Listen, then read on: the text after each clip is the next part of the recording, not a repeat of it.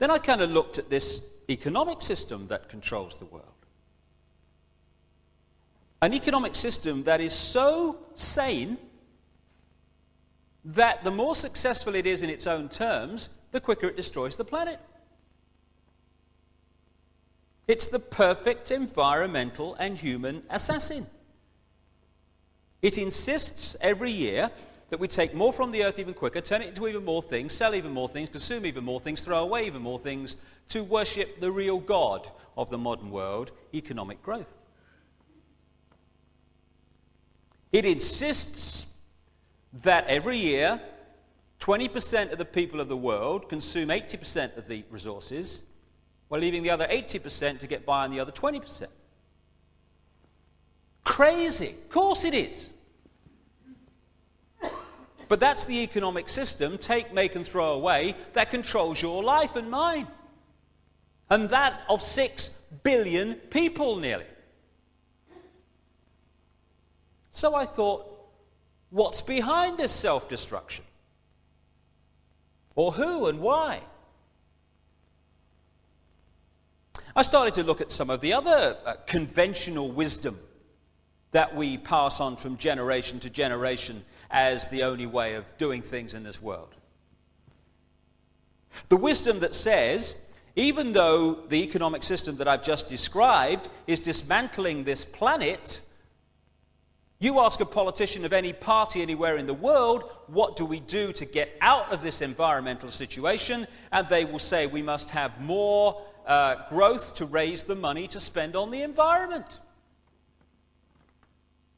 If I said to you the way to put out a fire is to pour more petrol on it, you'd say he's out of his mind. But that's what the politicians are saying when they say about more growth to sort out the environment.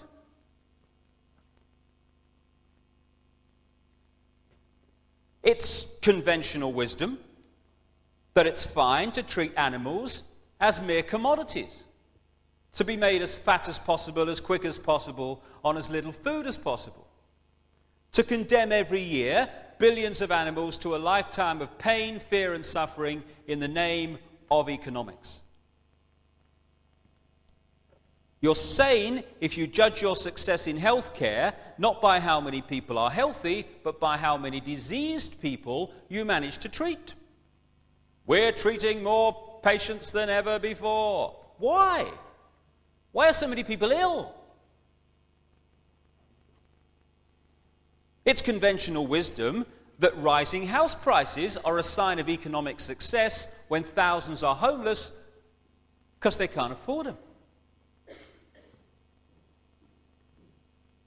You're sane, finally, if you think it's fine to support a system that is so successful that every year it turns out more suicide, alcoholism, drug taking, homelessness, pain, stress, fear and suffering in all its forms.